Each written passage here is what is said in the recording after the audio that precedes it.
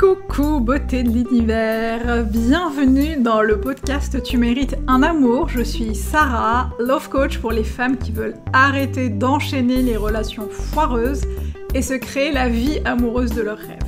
Chaque semaine dans ce podcast, j'aborde avec toi plusieurs sujets afin de t'accompagner à transformer ta vie de femme.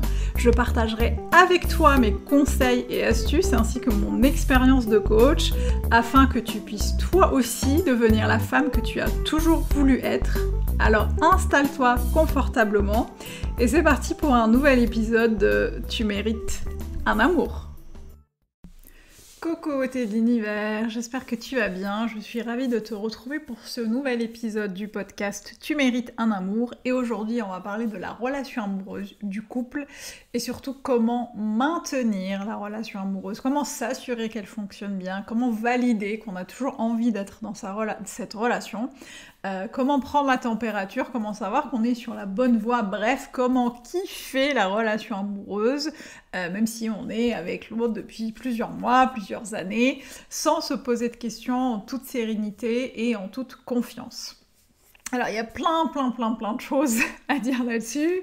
Et moi, je vais vous parler, comme très souvent, de mon expérience et de celle de mes clientes. Puisque moi, j'ai vécu un mariage il y a quelques années qui s'est soldé par un divorce, mais un mariage qui m'a beaucoup appris sur ce qui était super, méga, supra important dans une vie de couple et surtout, ce qui était important à garder en tête pour savoir si la relation fonctionne et si on est toujours bien dans cette relation. Alors la première chose, pour valider, alors on va en citer 3 ou 5, là je vous le fais vraiment au feeling, cet épisode je vous le fais en mode spontané, mais parce que j'avais envie de parler de ça. Et la première chose en fait qui me vient à l'esprit en parlant justement du fait d'entretenir la relation et de valider qu'elle est toujours ok pour nous et pour l'autre, c'est de ne jamais, ever and ever, penser que les choses sont acquises, soit parce qu'on on se met en couple avec l'autre, soit parce qu'on emménage avec l'autre, soit parce qu'on épouse ou il nous épouse, ça va dans les deux sens, soit parce qu'on est marié à l'autre. Moi je sais que lorsque je me suis mariée il y a quelques années, eh bien je pense qu'inconsciemment j'avais l'impression que c'était ok, it's done, c'est réglé, c'est acquis, et donc il n'y a pas forcément besoin d'alimenter la relation, de la nourrir, de la chérir, de la bercer, de faire en sorte qu'elle fonctionne sur le long terme. J'avais évidemment envie qu'elle fonctionne sur le long terme, mais il y a eu évidemment d'autres problèmes que celui dont je parle là tout de suite. Mais pour moi quand même, c'est super important de garder tout le temps en tête que les choses ne sont pas acquises. Et ce qui va être super important, c'est d'aller checker régulièrement si les choses sont ok. Et justement, pour checker régulièrement, la deuxième chose que je vois, c'est de faire des bilans avec l'autre, de faire des bilans très réguliers pour checker, ok, est-ce qu'on a toujours envie d'être ensemble? Est-ce que cette relation se passe bien? Est-ce qu'on a des soldes à mettre sur la table? Est-ce qu'on a envie de parler de choses qui nous tracassent? Et je pense que c'est très important de ne pas attendre le dernier moment, de ne pas attendre quand la cocotte minute va exploser pour poser sur la table des choses qui ne vont pas. Je crois que c'est vraiment très important de dire les choses au fur et à mesure qu'on les ressent, surtout si elles nous pèsent, surtout si elles sont difficiles, et surtout si en fait on n'est pas à l'aise dans certaines situations. Donc c'est important de ne pas attendre la dernière minute avant de dire c'est pas ok, et c'est important de prendre le temps avec l'autre, je sais pas, tous les 6 mois, tous les ans, tous les mois, toutes les semaines, comme vous voulez, de se poser avec l'autre et de checker si tout est ok. La troisième chose que je trouve importante, c'est la projection. Ce que j'entends par la projection, c'est d'aller discuter. Moi, je le fais souvent, je vais souvent discuter avec la Sarah qui est dans 1 an ou dans 5 ans, la Sarah dans 1 an ou 5 ans, et je lui demande si elle est toujours ok avec cette relation. Si au fin fond de ces 5 ans plus tard, est-ce qu'elle est toujours ok avec cette relation? Est-ce qu'elle aurait voulu que je continue cette relation? Est-ce qu'elle a des choses à dire par rapport à cette relation? Est-ce qu'elle est ok avec cette relation? Est-ce qu'elle se sent bien avec cette relation?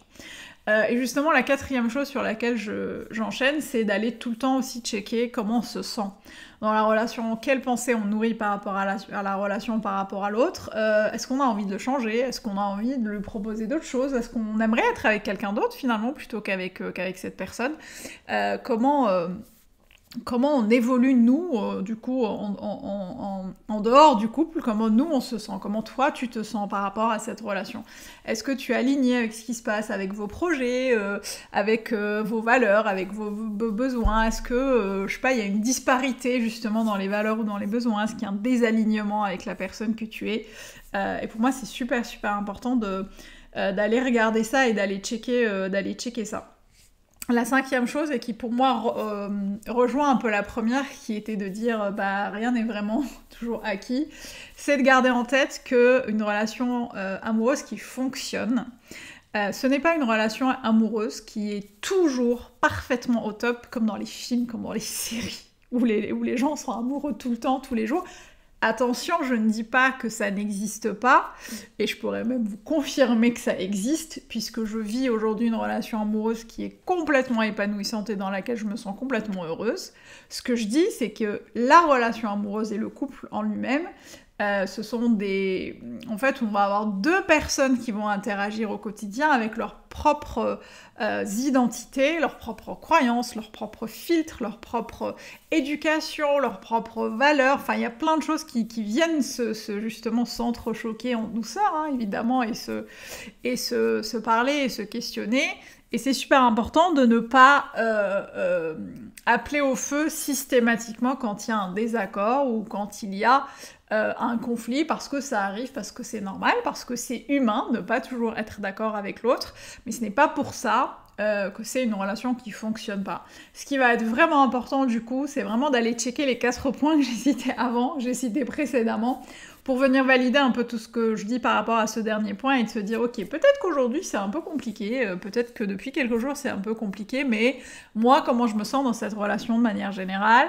Est-ce que mes besoins sont respectés? Est-ce que mes valeurs sont respectées? Comment j'ai envie de me sentir dans 5 ans? Est-ce que je me sens toujours alignée avec cette relation? Voilà. Et est-ce que je pars du principe que j'ai envie que tout soit acquis, ou est-ce qu'au contraire j'ai envie de faire régulièrement des points avec l'autre, des bilans avec l'autre? Est-ce que j'ai envie régulièrement de checker, d'aller vraiment checker au fond de moi pour savoir si cette relation fonctionne ou pas?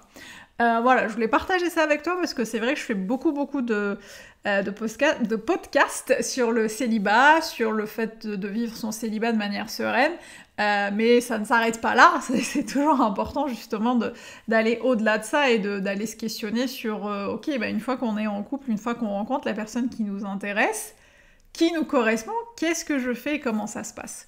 Donc voilà, c'était 5 petits points qui pour moi me semblent super importants pour faire en sorte qu'une relation fonctionne et dure sur le long terme.